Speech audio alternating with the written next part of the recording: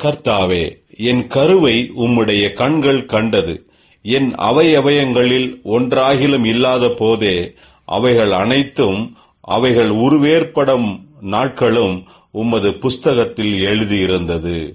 கர்த்தருக்குள் பிரியமானவர்களே, உங்கள் அனைவருக்கும் இனிய காலை வணக்கங்கள்.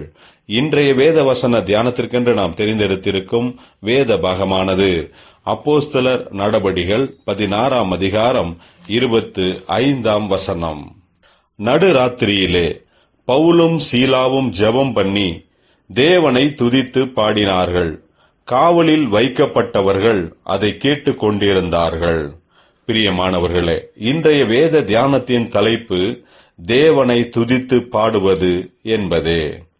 பவுலும் சீலாவும் கர்த்தருடைய ஊழியத்தை செய்யும்போது சிறையில் அடைக்கப்பட்டார்கள். சிறையில் இருக்கும்போது நடுராத்திரியிலே பவுலும் சீலாவும் ஜெபம் பண்ணி கர்த்தரை துதித்து பாடினார்கள். அங்கே சிறைச்சாலைக்குள் காவலில் வைக்கப்பட்டவர்கள் அதை கேட்டுக் கொண்டிருந்தார்கள். தங்களுடைய சூழ்நிலை எப்படிப்பட்டதாக இருந்தாலும் கர்த்தரை நோக்கி ஜெபம் மற்றும் துதி பாடல்கள் அவர்கள் செய்ததை பார்த்த மற்றவர்களுக்கு முன்பாக சாட்சி உள்ள வாழ்க்கை, இவைகளை நாம் பார்க்கிறோம். அதே சமயத்தில் நாம் வேதத்தில் பார்க்கும்போது அந்த நடுராத்திரியிலே சடுதியிலே சிறைச்சாலையின் அஸ்திபாரங்கள் அசையும்படியாக பூமி மிகவும் அதிர்ந்தது. உடனே கதவுகள் எல்லாம் திறவுண்டது. எல்லாருடைய கட்டுகளும் கலன்று போயிற்று. இப்படிப்பட்ட அற்புதத்தை கர்த்தர் நிகழ்த்தினார் என்பதாக பார்க்கிறோம். பிரியமானவர்களே, நாமும் கூட எப்படிப்பட்ட சூழ்நிலையாக இருந்தாலும் தேவனிடத்தில் ஜெபம் பண்ணி அவருக்கு துதி பாடல்களை பாடும்போது நமக்கும் கூட மகத்தான அற்புதங்களை தேவன் நடப்பிப்பார்.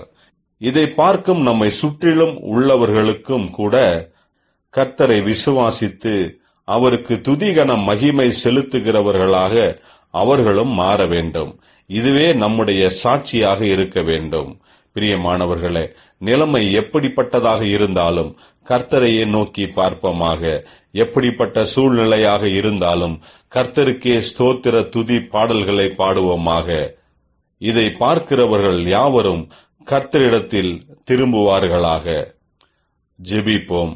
ஜீவனுள்ள தேவனே, நாங்கள் எப்போதும் உம்மையே நோக்கி பார்க்கிறவர்களாக, நன்றி அறிதல் உள்ளவர்களாக இருக்கும்படிக்கு கிருபையையும் பலனையும் தருவீராக. இயேசு கிறிஸ்துவின் நாமத்தில் ஜெபிக்கிறோம் நல்ல பிதாவே, ஆமேன்.